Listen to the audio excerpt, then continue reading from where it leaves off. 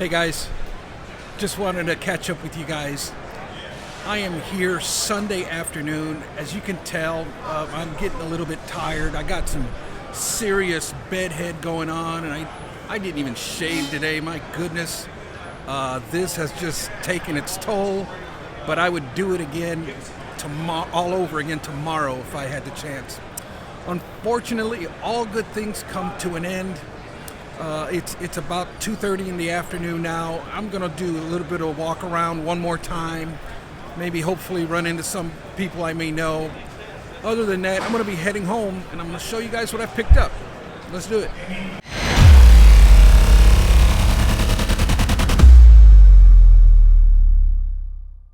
Okay guys, I am back home from Chicago. Excited to show you guys my pickups.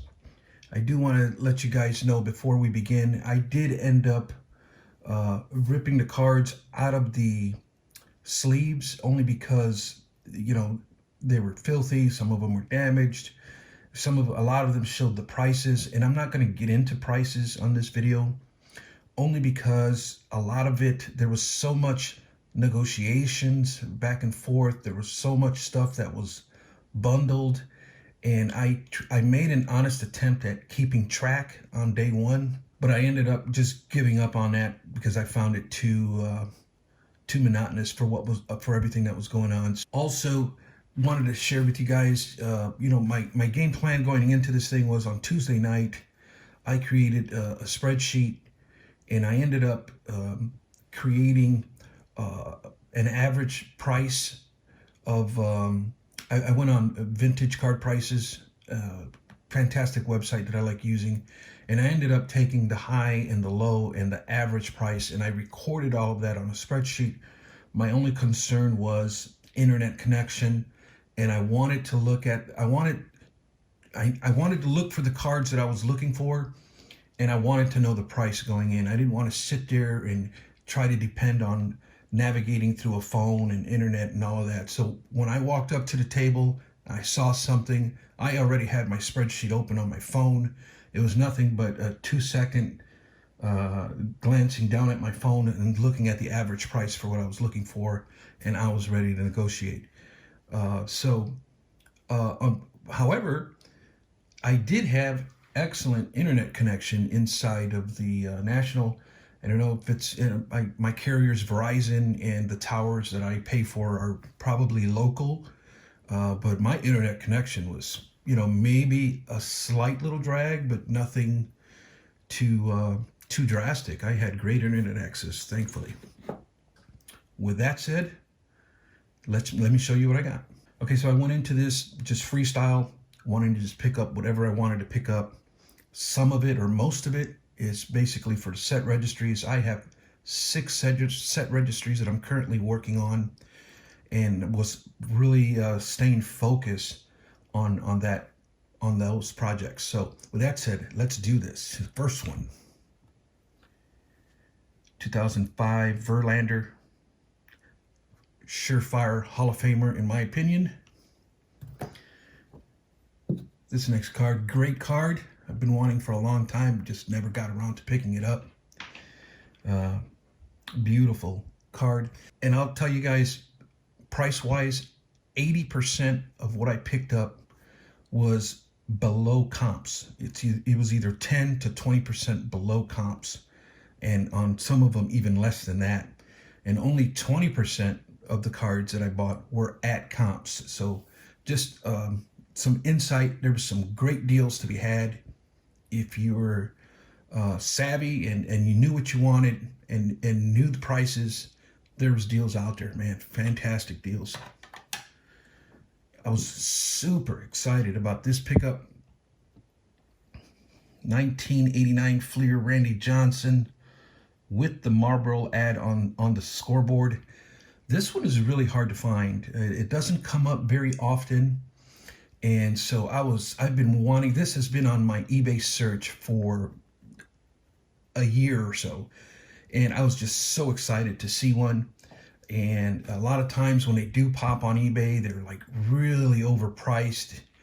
And this one was fairly priced at current comps. And so don't know if you can, it's hard to see, maybe if I shine it with this light, but if you look at the back scoreboard there, you can see the Marlboro ad there. I hope that camera picks that up so you guys can see. But really excited to find this one because it's been on my want list for so long. This next one was an upgrade. The one that I have is an 8, and it's a blurry 8. And saw this 9 at a very good price and snatched this one up. This is a beautiful card. Was well below comps and just a fantastic looking eye appeal. And this one is for the 100 best cards of the 1980s set registry that I'm working on. And so that's where this one is going. An 84 Fleer Don Mattingly. It is in an 8, but it presents very well. And for the price that I picked it up, I just couldn't pass it up. I'm gonna switch over to some basketball now. We'll come back to baseball. Always loved this card. I was very into this 94 Emotion set back in the day. And actually, all basketball in the 1990s was I followed basketball very, very much, as you can imagine, with the whole Jordan era. But I've always enjoyed this card. Saw this one and picked it up. This one as well. I think I am getting this close to getting this entire set put together. I love this, the theme of this card. It just has always resonated with me. And when I see them, I typically pick them up. I'm probably close to getting that set put together. Got to check that, look into that. Here is a Kobe Bryant rookie that I needed for the set registry. This makes 13 out of the 16 rookies that he has. I am working on that registry, and that's where this one is going. It's another set registry card for Tim Duncan. I've been working on putting all his rookie cards together. Big Duncan fan. This one was a must pick up for me as well. No explanation needed. Really enjoyed that card. And was really excited for this one. This one is going into my Michael Jordan basic set registry. I only need 3 more cards to complete this 72 card set. And so was having a really hard time finding these last few cards. And I was so excited when I ran into this one. This one's going into the registry. 3 cards needed to complete that registry. I'm going to switch over now to the only football card that I bought this weekend, but a 1998 Topps Chrome of Fred Taylor and a 10. What they were letting this card go for was, in my opinion, criminal. It's an older flip. He really had to wipe it down, but really excited about picking this one up. The card is just absolutely beautiful. I picked up 3 Bruce Lee cards that I was really excited. I ended up running into Mike O and Scott, Big Scott 35, and they were at a table purchasing some Japanese cards, and the table had just really intrigued me because it was really different stuff. And so I started talking to the dealer. It was really cool. Prestige Collectibles, I believe is the name. And he had some Bruce Lee cards that I could not pass it up. It's out of 1974 Yakamatsu set. I tried doing a little bit of internet research on it. Couldn't find much, but I didn't give it a whole lot of time either. But was really excited to pick these up. And I got one more here. Look at that. They're basically clips from the movie. and they made cards out of them. This is what the backs look like.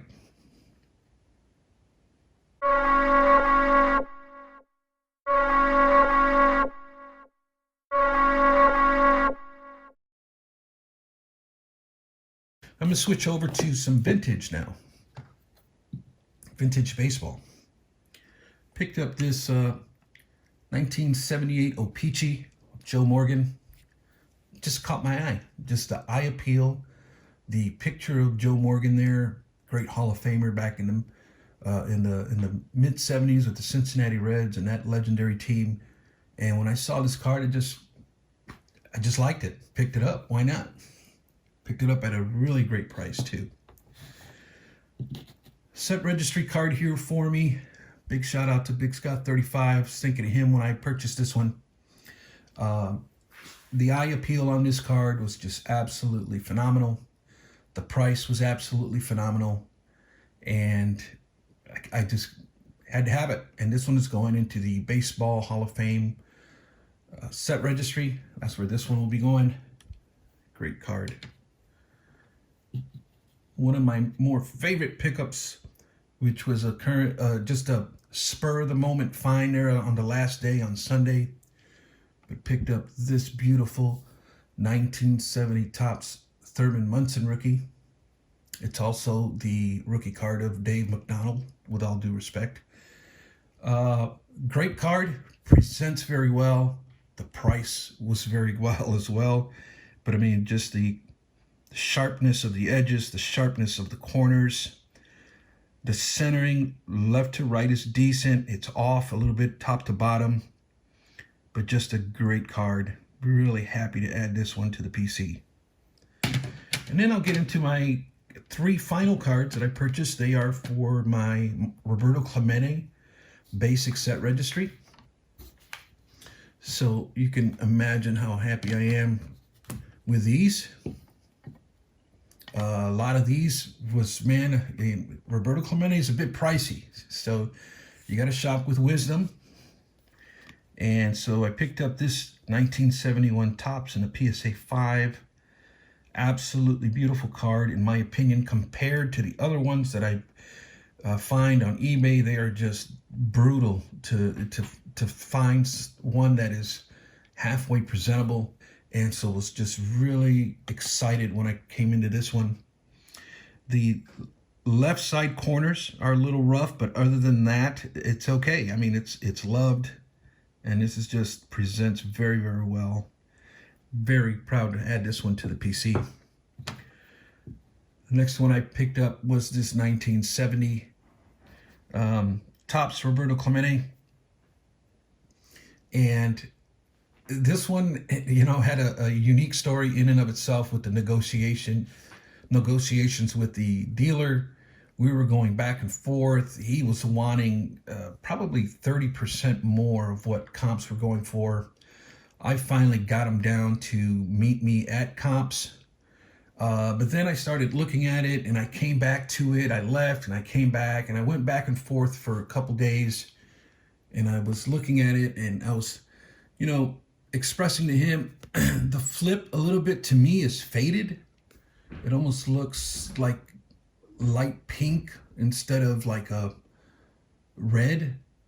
And it's in an old flip. You can tell by the serial number there that this thing was graded a very long time ago.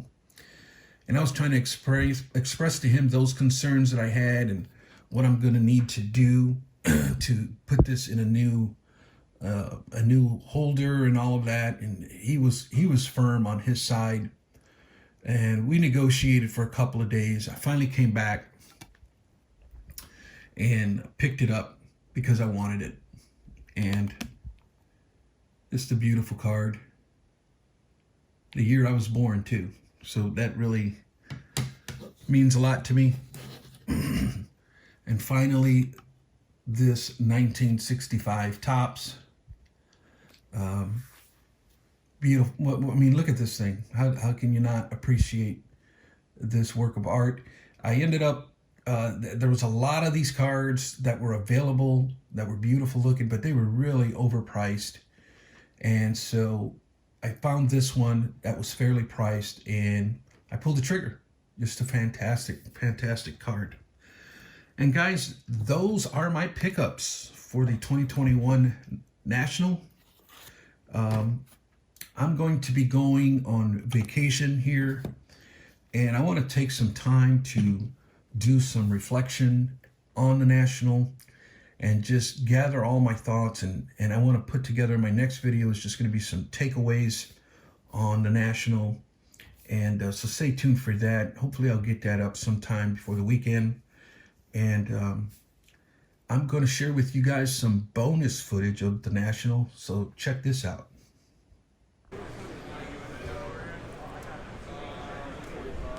Here we go. The aftermath. It is Sunday, about 3 o'clock. Starting to see dollies, vendors breaking down. Sad reality, friends. And the breakdown continues. 2021 National Sports Collectors Convention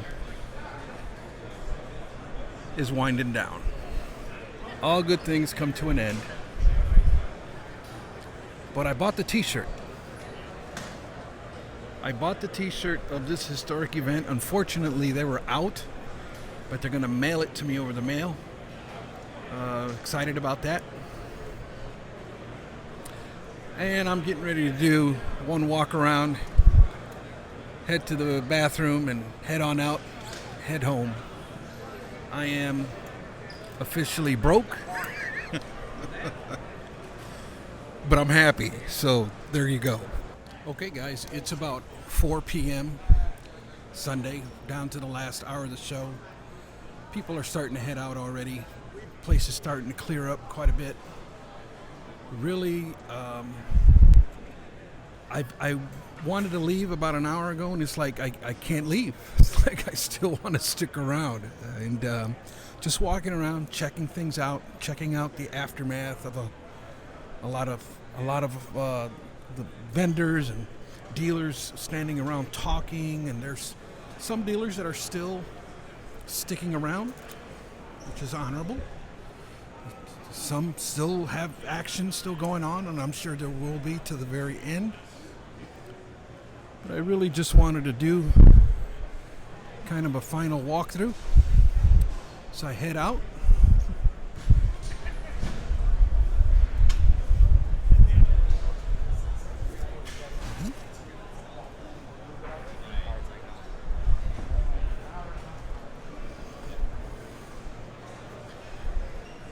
Makes me wonder a lot. I see some dealers that, you know, they sit around and they look tired, or they look like defeated, like it was really a bad show for them. I feel bad for them, I really do. I hope they had a good show. And you see a lot of moving parts still going on, even though 70% of the people have cleared out. Hey, there's Tim Getz, the CEO or owner of ComC.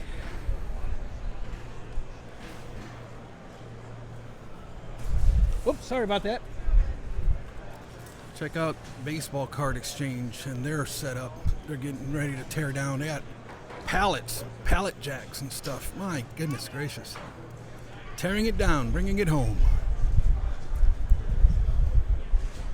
Luckily enough, they're right here in Schererville, Indiana. They don't have but maybe a 45-minute drive to get to their facility.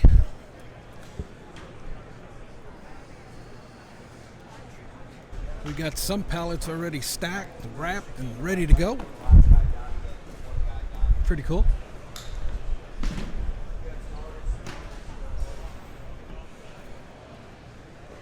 Dave and Adams, they're still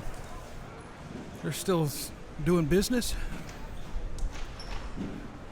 People looking for that unopened product. Nothing wrong with that. It's not for me, but there's nothing wrong with that.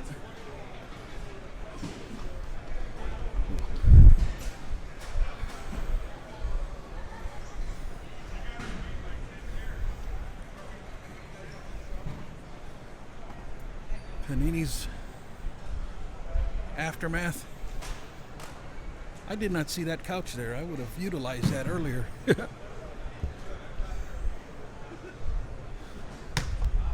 Blowout cards. They got their stuff stacked, ready to get wrapped. Nice. Makes you wonder, you think they had a good show? I bet they did. How much money you think Blowout Cards made this week? In all fairness, what do you think their expenses were? There's a sobering thought.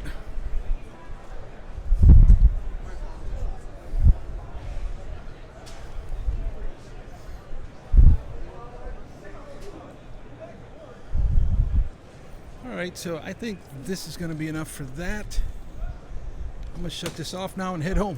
I'm going to try to head home officially now. I'm not kidding this time. I'm going home. Here we go. Bye.